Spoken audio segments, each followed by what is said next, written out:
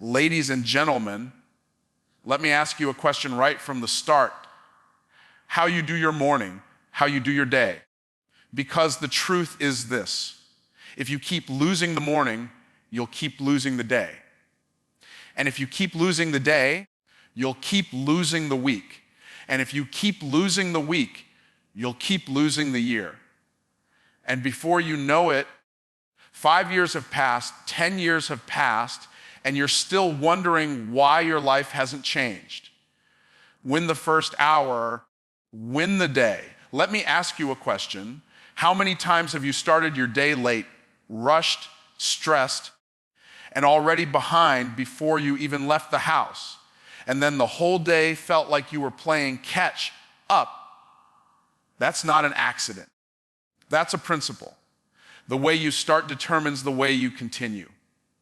If you stumble in the morning, chances are you'll stumble through the afternoon. And by the time evening comes, you're drained, you're defeated, and you're disappointed. But when you start your day with intention, when you rise with purpose, when you take control of that first hour, you position yourself to dominate the rest of the day. Here's the hook. The first hour of your morning is the steering wheel of your life. If you don't grab hold of it, the day will drive you wherever it wants to go. And let me tell you something. Life doesn't reward the distracted. It rewards the disciplined. Every morning you've got two options. You can either command your morning, or you can let your morning command you. The choice is yours, but the consequences will follow. Think about it this way. When you hit snooze 3, 4, 5 times, you're not just delaying your wake up, you're programming your brain to choose comfort over commitment. You're practicing procrastination before the day even begins. You're telling yourself, I'll get to it later, and later becomes the story of your life. But when you rise up with purpose, when your feet hit the ground and your spirit says, this is the day the Lord has made, I will rejoice and be glad in it, you've already won before breakfast. That's the power of momentum. Momentum doesn't come in the middle of the day, it begins in the morning. Now, I know some people will say, but I'm not a morning person. Let me challenge you on that. It's not about being a morning person. It's about being a success person. You don't have to love waking up early, but you do have to love the results that come from owning your first hour. Winners aren't born with different DNA. They just make different decisions. And one of the most powerful decisions you can make is to give your first hour to focus instead of frenzy. So what do you do in that hour? You prime your spirit, your mind, and your body. You pray, you speak life, you practice gratitude. You move your body because energy creates clarity. You feed your mind with truth, with goals, with vision, instead of scrolling through someone else's highlight reel on social media. When you design your morning, you design your destiny. Because here's another hook. If you win the first hour, the day will obey you. But if you lose the first hour, you'll spend the rest of the day obeying chaos. I've seen it over and over again. People who transform their lives don't start with massive changes. They start with morning mastery. Because the morning is a sacred space. It's quiet. It's yours. Nobody's calling you. Nobody's emailing you. Nobody's pulling on your attention. The morning is the one time of day where you get to build yourself before the world starts asking you to build for them. And if you give away that time, you're giving away your power. Let me leave you with this thought. Every single morning, you wake up with a blank canvas. The brush is in your hand, and the first strokes you paint will define the picture of the day. The question is, are you painting with discipline, gratitude, and focus, or are you smearing the canvas with distraction, delay, and regret? The way you answer that question is not with your words. It's with your routine. And when you choose to win the first hour, you are choosing to win your life. Put God first, everything else falls in place. Let me ask you something that may sting a little bit.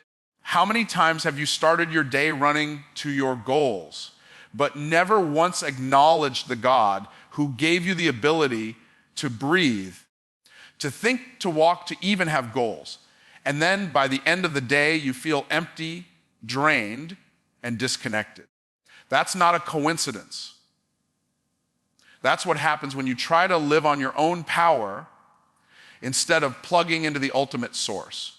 You can grind all day, you can hustle all night, but without God at the center, all you've built is a sand castle waiting for the tide to wash it away.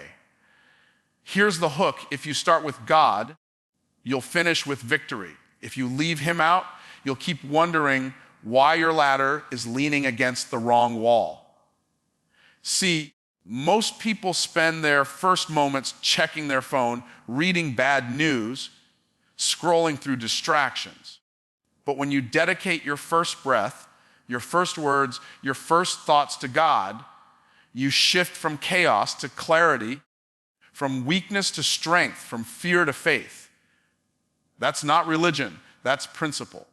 It's alignment. And alignment is more powerful than effort. Think about your car for a second.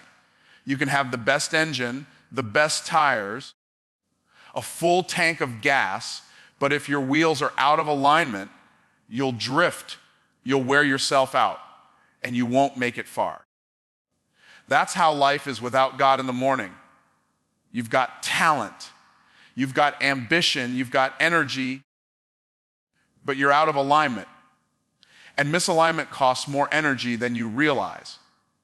But when you take a moment in the morning to pray, to read scripture, to practice gratitude, you align yourself with God's purpose. And when you're aligned with his purpose, doors open that you could never force open, opportunities find you that you didn't even chase, and peace covers you even in the middle of storms. Let me give you another hook. When you put God first, you're not wasting time, you're multiplying it. Because 5 minutes with God can save you from 5 hours of mistakes. 10 minutes of prayer can redirect 10 years of wandering. That's the exponential return of spiritual investment. And the crazy thing is, most people know this deep down, but they trade divine alignment for digital distraction every single morning. Now, some will say, I don't have time to pray. I don't have time to read. I don't have time to give my morning to God. But the truth is, you don't have time not to, because every decision you make without wisdom costs you more time than prayer ever will. Prayer doesn't slow you down, it speeds you up. Gratitude doesn't hold you back, it propels you forward.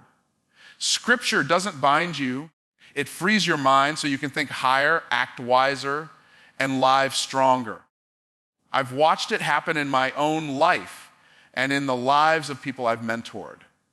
When you begin the day acknowledging God, you carry a different posture into every meeting, every conversation, every challenge.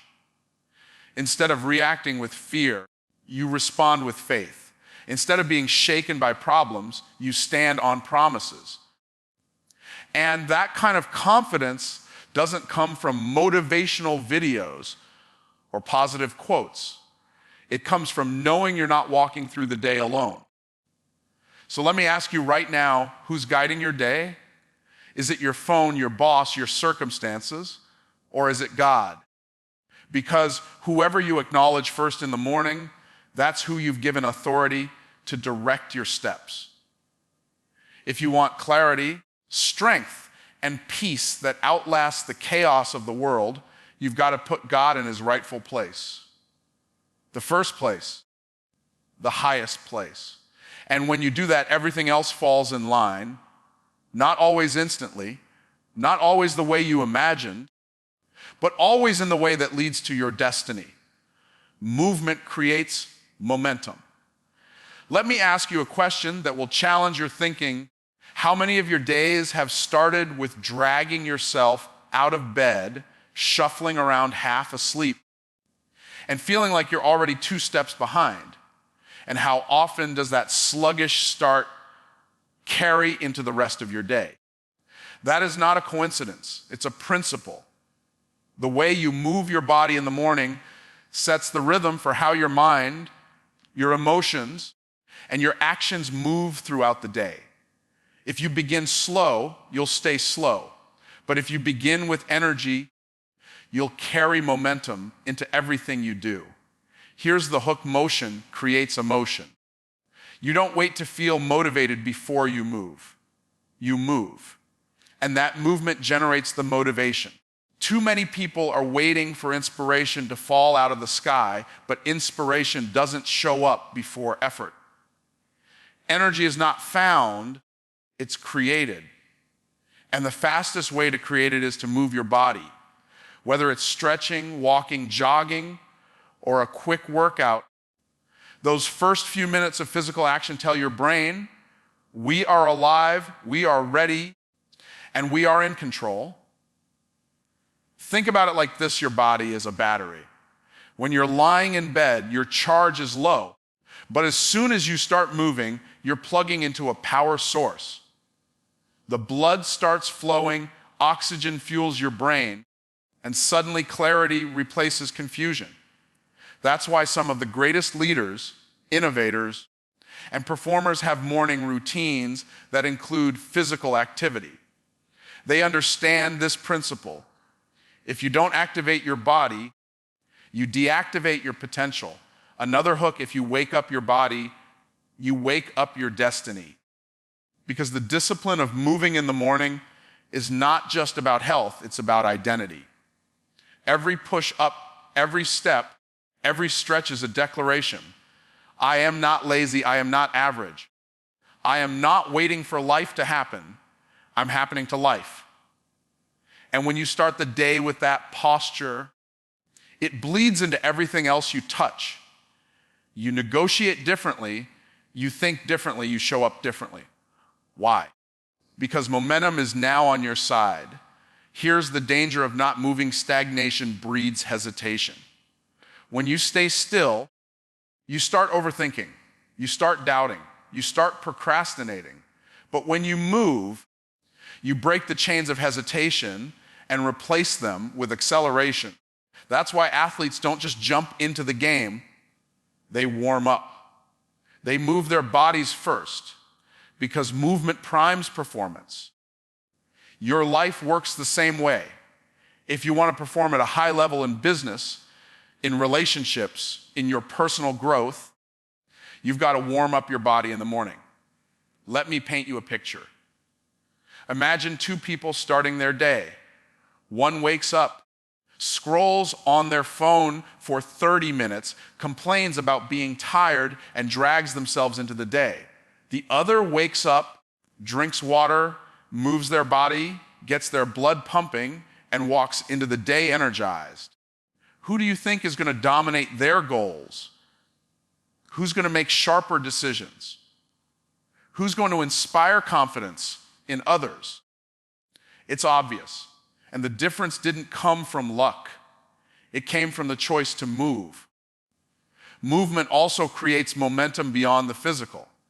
When you keep the promise to yourself to get up and move, you build self-respect. You're proving to yourself that you are disciplined enough to follow through. That self-respect becomes confidence. And that confidence becomes fuel for bigger decisions, bolder actions, and stronger results. One small act of movement can be the catalyst for a chain reaction of victories throughout the day. So let me drop this hook in your spirit. Don't wait for the day to give you energy. Create energy so you can command the day. Because when you choose movement, you're not just exercising your body, you're exercising authority over your life. And authority creates momentum, and momentum creates transformation. Feed your mind before the world feeds it junk. Let me ask you a question: when you wake up in the morning, What's the first voice you allow to speak into your life? For most people, it's not their own voice, it's not God's voice, and it's not even a voice of wisdom. It's the noise of the world. Notifications, headlines, emails, endless social media scrolls. And the tragedy is this: the first thing you consume becomes the filter for the rest of your day. If you fill your mind with chaos in the morning, don't be surprised when your thoughts feel chaotic all day long. Here's the hook: the mind is like a garden. Whatever you plant in the morning will grow throughout the day.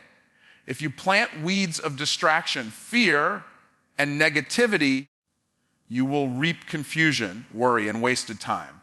But if you plant seeds of vision, gratitude, and truth, you will reap focus, confidence, and results. The morning is the most fertile soil your mind will ever have, and you can't afford to let it be overrun with junk before you plant something worth harvesting. Think about this. Your mind has no neutral. It's either being fed or it's being starved. It's either being programmed with purpose or being poisoned with nonsense. That's why successful people guard their mornings like treasure. They understand that the first thoughts of the day are not casual. They are crucial.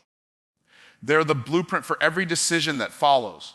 If you want to shift your outcomes, you must shift your inputs. Another hook: what you feed will grow, and what you starve will die. If you feed your fears by reading bad news first thing in the morning, don't act shocked when you feel anxious and doubtful. If you feed your distractions by starting with social media, don't wonder why you can't stay focused. But if you feed your faith, your goals, and your vision, you starve your excuses and you grow your future. So what does it mean to feed your mind the right way? It means you wake up and intentionally put wisdom in your head before the world has a chance to put garbage in it. That might be reading scripture, journaling your goals, listening to an empowering message, or reviewing your vision board. You're not just passing time, you're programming your operating system for success. Every morning is a download, and you decide what kind of software you're running on. Will it be the virus of distraction or the upgrade of discipline? Let me illustrate it like this. Imagine two builders about to construct a house. One starts the day studying blueprints, reviewing measurements, and gathering strong materials. The other just grabs whatever scraps are lying around, doesn't check the plans, and starts hammering. Who's going to build something solid and lasting? The answer is obvious. Your mind is the same. If you don't study the blueprints of your purpose in the morning, you'll spend your day building with scraps of distraction, and the structure of your life will collapse under pressure. Here's another hook. The most dangerous junk food is not what you put in your mouth. It's what you put in your mind. Because what you consume mentally determines what you produce physically. If your thoughts are weak, your actions will be weaker. If your thoughts are powerful, your actions will be unstoppable. The quality of your output is always a reflection of the quality of your input. So ask yourself, what am I feeding my mind today? Junk or nourishment? Distraction or direction? Negativity or possibility? Every morning you are making that choice, whether you realize it or not. And the compounding effect is massive. Feed your mind the right way for 30 days and your focus sharpens. Do it for 90 days and your habits transform. Do it for a year and your entire destiny shifts. Because the mind you build every morning is the life you will live every evening. The small disciplines build big results. Let me ask you a powerful question. When you look at the people who seem unstoppable in life, who achieve their goals, and build their businesses and walk in confidence, do you really think they got there overnight? Do you think they woke up one day and everything just fell into place? Of course not. Success is never an event. It is always the outcome of repeated disciplines. The things you do daily, not occasionally, are the things that shape who you become permanently. Here's the hooky: greatness doesn't come from what you do once in a while. It comes from what you do once in the morning, once in the afternoon, and once at night, consistently. Most people want massive transformation, but they don't want the tiny repetitions. They want the harvest without planting the seeds. But every seed of discipline you plant compounds into a forest of results. The problem is, because the reward doesn't come instantly, people quit too soon. Think about it like this. If you go to the gym one time, nothing changes. If you pray one time, your faith doesn't automatically skyrocket. If you read one book, your wisdom doesn't double. But if you go to the gym consistently, if you pray daily, if you read every morning, the compound effect begins to multiply your results. And one day, the person who seemed average is suddenly extraordinary, not because they did something big once, but because they did something small every single day. Another hook. The habits you repeat in private are the results you will display in public. Everybody wants the spotlight, but few are willing to build the discipline in the dark. That's why your morning routine is so powerful. It's not just about checking boxes, it's about building character. When you do the same positive actions every day, you teach your mind that you can be trusted. And self-trust is the foundation of confidence. Here's the danger: inconsistency kills more dreams than failure ever will. Most people don't fail because they're incapable. They fail because they're inconsistent. They do the right thing for a week, and when they don't see results, they stop. But the people who win understand that the results are hidden inside the repetition. Every rep, every prayer, every journal entry, every small act of discipline is stacking bricks for the house of your future. And if you stop stacking, you stop building. Let me illustrate it with money. Imagine putting $1 in a jar every day. For a week, you've got $7. Doesn't look like much. For a month, you've got $30, still small. But if you keep doing it for a year, you've got 365.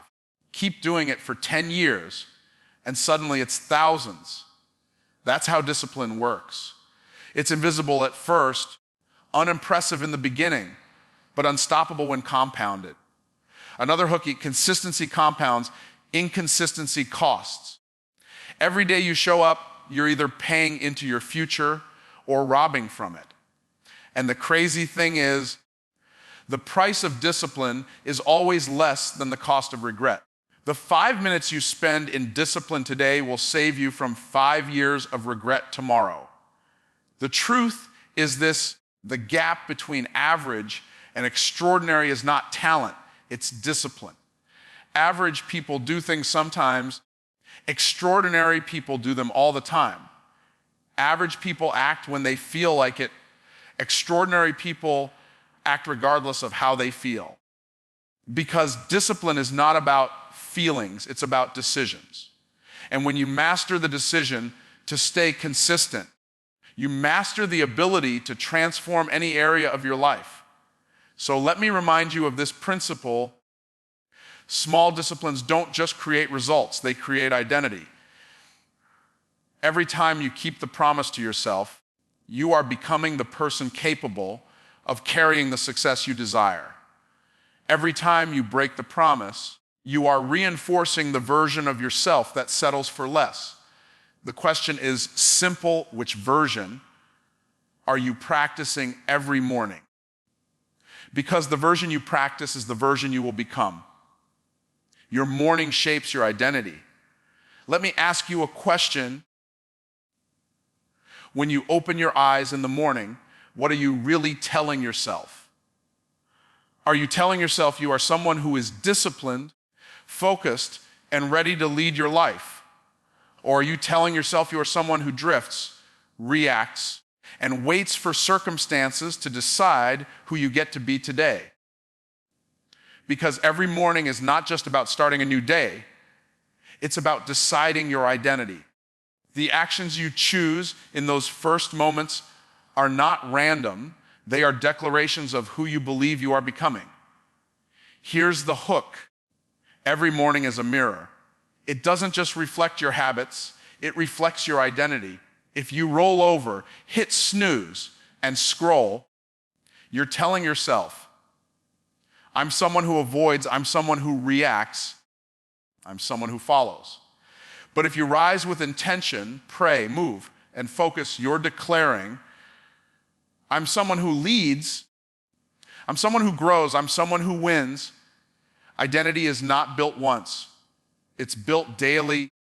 And the morning is the construction site. Think about it like this. The most powerful stories you tell are not the ones you tell others, but the ones you tell yourself. And your morning routine is a conversation with your subconscious. Every decision either reinforces weakness or reinforces strength. If you start strong, you live strong. If you start sloppy, you carry that sloppiness into every conversation, every project, every opportunity. Your morning is not just shaping your schedule, it's shaping your self-image. Another hook, discipline, is not about what you do, it's about who you believe you are. When you wake up and choose discipline, you're not just completing tasks, you're voting for the identity of a disciplined person. And enough consistent votes in that direction create a permanent identity. That's why people who master their mornings eventually master their lives, because they've reprogrammed their identity through repetition. Here's the danger most people miss. If you don't shape your identity in the morning, the world will shape it for you. And the world will always push you into the mold of average, distracted, and reactive. You'll be defined by notifications, headlines, and other people's expectations instead of being defined by purpose, vision, and calling. If you don't take authority in the morning, you surrender authority for the rest of the day. Picture this: two people wake up at the same time. One spends 10 minutes in gratitude, speaks affirmations of faith and purpose, and reviews their goals. The other spends 10 minutes scrolling, comparing their life to others, and complaining before they even get out of bed. Both people step into the same world, but they step in with completely different identities. One walks in as a victor, the other walks in as a victim. And their results, their energy, their influence will reflect the identity they rehearsed in the morning. Another hook: your identity is not what you say about yourself at midnight. It's what you prove about yourself at sunrise. Anybody can talk big about their goals when they're inspired late at night, but the real test is what you choose to do when the alarm goes off. That's when identity is either confirmed or canceled. The beautiful thing is this: your morning identity is in your control. You don't need permission, you don't need approval, you don't need applause. All you need is the decision to practice being the person you want to become before the day even begins. Every sunrise is a fresh opportunity to cast a vote for your future self, and those votes add up over time. The morning you practice becomes the person you live as. So let me remind you with one last hook. Your morning is not just the start of your day, it's the script of your destiny. Every choice is a line in that script. Every action is a rehearsal for the role you're becoming. The question is simple: are you rehearsing the role of the defeated, or are you rehearsing the role of the victorious? Because who you choose to be in the morning is exactly who you will become in life.